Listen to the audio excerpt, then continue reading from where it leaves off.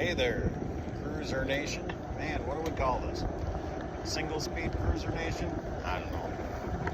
Let me know what you think. Anyway.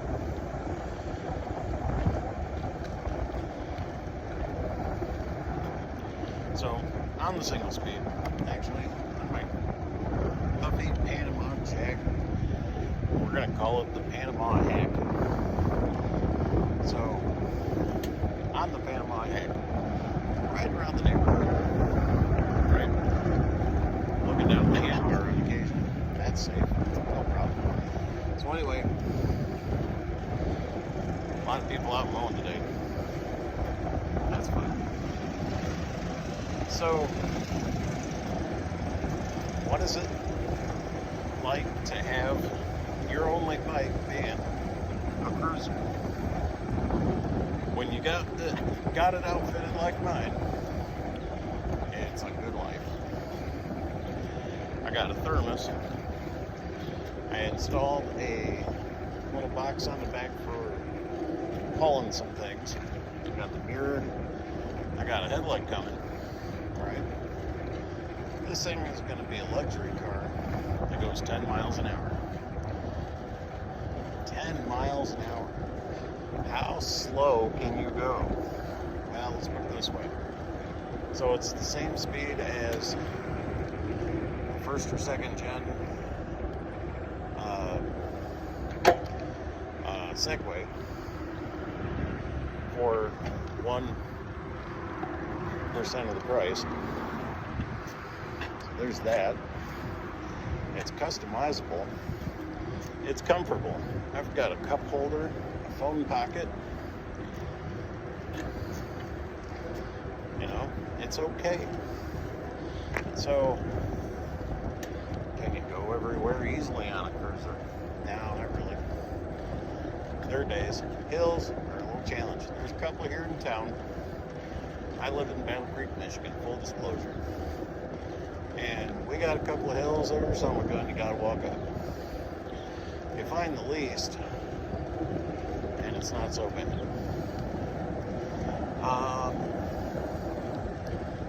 You know, look, I'd like to go faster. I gotta admit. Hold on a second, going past the mower.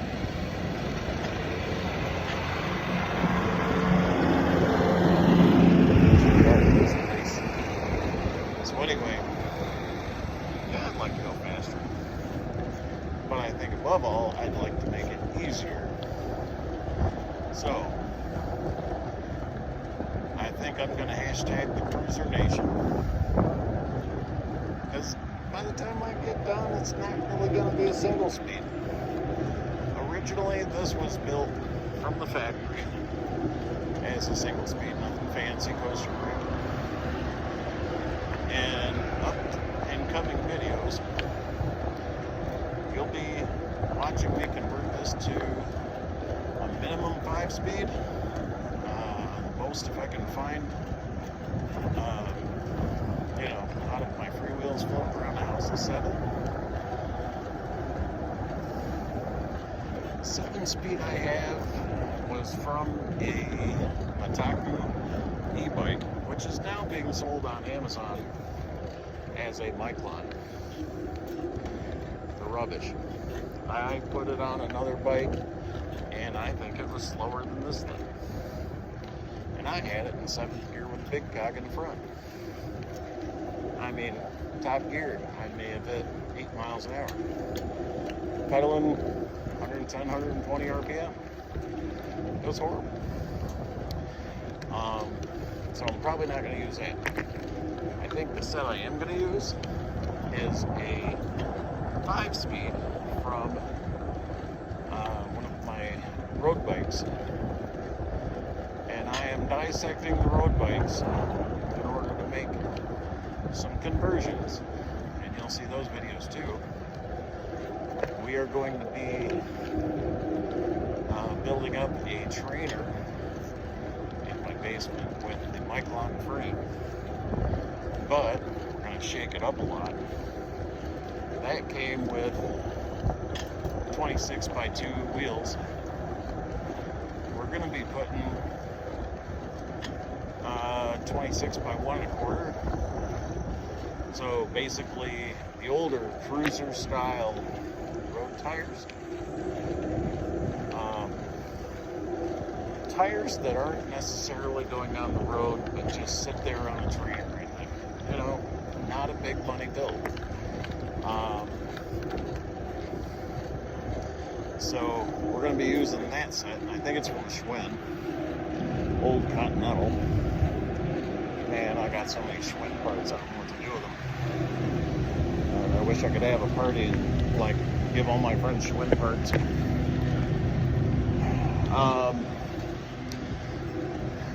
But yeah, coming up, we have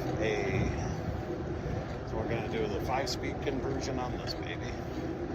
We're going to be doing the bike build for the trainer. And then we're going to do a single-speed fixed gear flip-flop build with a 72 Sakine. Yeah. So with that one, we're going to put a front brake on, and mainly until I get used to the fixed gear life, and then once I really get accustomed to it, we're going to yank the brake right off, and that's all we're going to use. I see these guys running the fixed gear doing 22 miles an hour. The Sakine has a 27-inch wheel and a sweet gearing that's just fast. I mean, I can do 20-25 on that bike without even blinking. And so you're asking, why do I want to switch it over to single-speed fixed gear? Well, I want one. What better reason? So we're going to do that. But for the commuter, and well, for the commuter, I think we're going to use the Sakine. For the errand runner, we're going to be using this guy. For the trainer, we're going to have downstairs, and you'll be with me in the studio building that. And honestly, the rest, I've made the resolution, and it's been a long, hard time talking myself into it. Because actually with this, I can use a 3-speed internal wheel that I've got sitting around, and that's still not off the table. But I'm probably going to be setting that off to the side, not getting rid of it until I decide for sure. But that is, it's not a Sturmy Archer, but it's very effective. It just needs a rebuild. And honestly, that's not off the table either. So I'm torn between a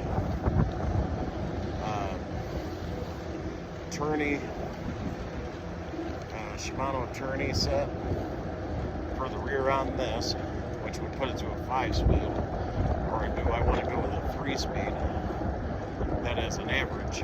That thing did, I don't know, 13 to 17 on a flat road, which is just fine. Plus, the first gear really climbed well. So, we're going to see what happens there. What time is it? It's time for me to go.